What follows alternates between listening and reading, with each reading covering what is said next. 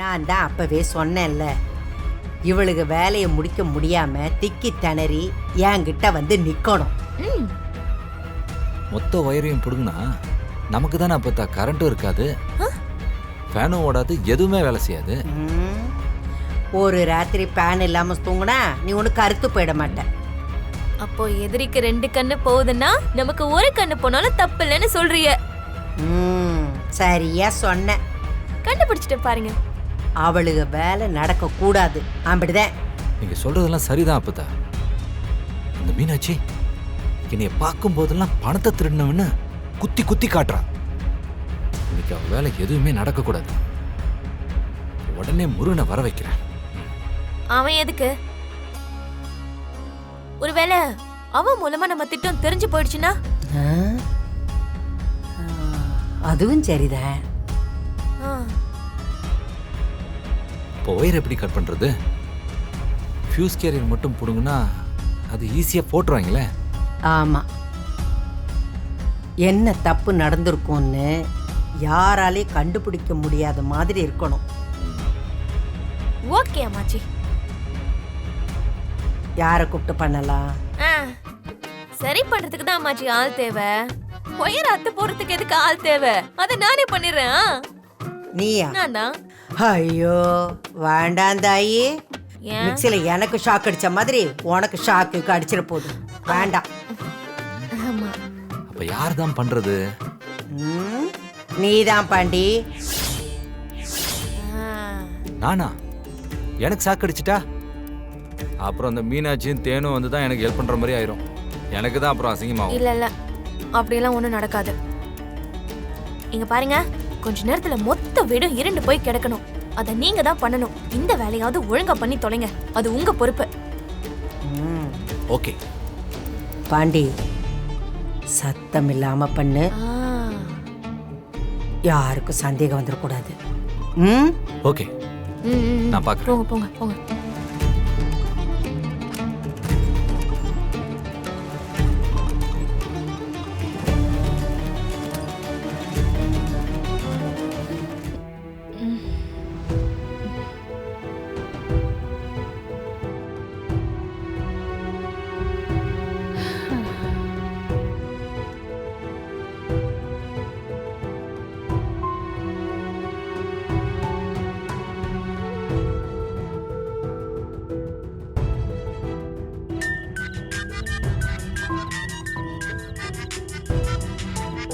சொல்லுமா, வீட்டுக்கு வந்துட்டியா? என்னாச்சு? ஏன் உன் குரல் ஒரு மாதிரியா இருக்கு? ஏமா, உடம்பு எதுவும் சரியில்லையா? இல்ல மீனாட்சி, நான் நல்லா இருக்கேன். உன் வாய்ஸே டல்லா இருக்கு. ஏதோ சரியில்லை.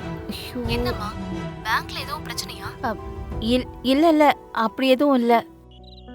அப்புறம் என்ன, தேனை நினைச்சு ஃபீல் பண்ணிட்டு இருக்கியா? நீ கவலையே படாதம்மா, சீக்கிரமா எல்லாத்தையும் தைச்சு முடிச்சிருவோம். ஏய், என் பிரச்சனை எல்லாம் தேனை நினைச்சு கிடையாது, உன்னை பத்தி நினைச்சுதான் நான் கவலைப்பட்டுட்டு இருக்கேன். என்ன நினைச்ச என்ன கவலை உனக்கு? எல்லாம் உன் கல்யாணத்தை பத்தி தான்.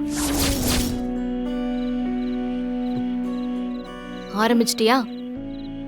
என்ன மீனாட்சி நீ இப்படி பேசுற? இத பாரு, உனக்கு ஒரு கல்யாணத்தை பண்ணி வைக்கணும் தானே? அந்த பேச்சை எடுக்காதன்னு சொன்னா நீ கேட்க மாட்டியாமா? மீனாட்சி, பேங்க்ல என் கூட மாதவின்னு வேலை செய்யறாள்ல, அவ சொந்தத்துல ஒரு நல்ல பையன் இருக்கானா.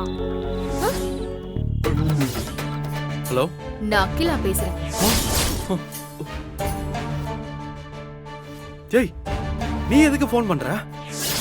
முதல்ல போன வை. ஒரு நிமிஷம் இருங்க, வைக்காதீங்க. என்ன வேணும் உனக்கு?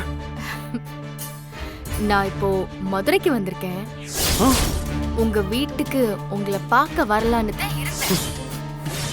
ஆனா நீங்க திருச்சிக்கு போயிருக்கீன்னு உங்க தம்பி சொன்னாங்க. ஏய், முதல்ல உன்னை யார் என் வீட்டுக்குலாம் வர சொன்னது? என்னதான் நினைச்சிட்டு இருக்க நீ? அது என்ன தெரியாத மாதிரியே கேக்குறிய? உங்களை தான் நினைச்சிட்டு இருக்கேன். ஏன் என்ன இப்படி டார்ச்சர் பண்ற? எதுக்கு நீ மதுரைக்கு வந்த? உங்க கூட இருக்கணும்னா நீங்க இருக்கிற இடத்துக்கு தானே நான் வரணும்.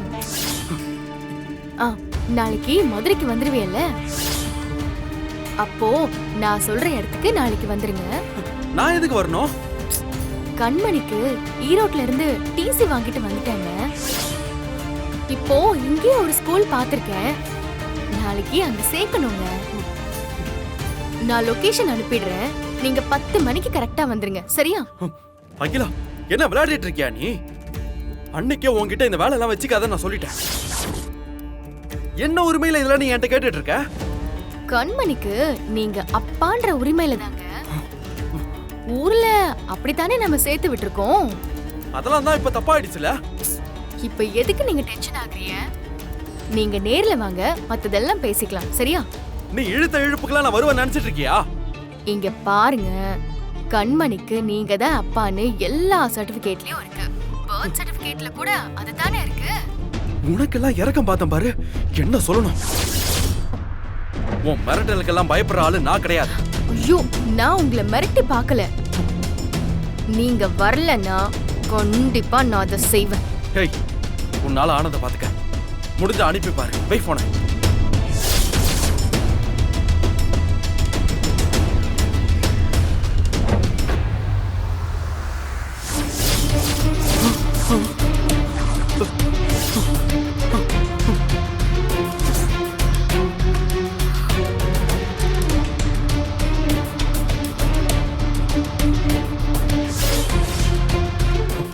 என்னாச்சுங்க உங்களுக்கு?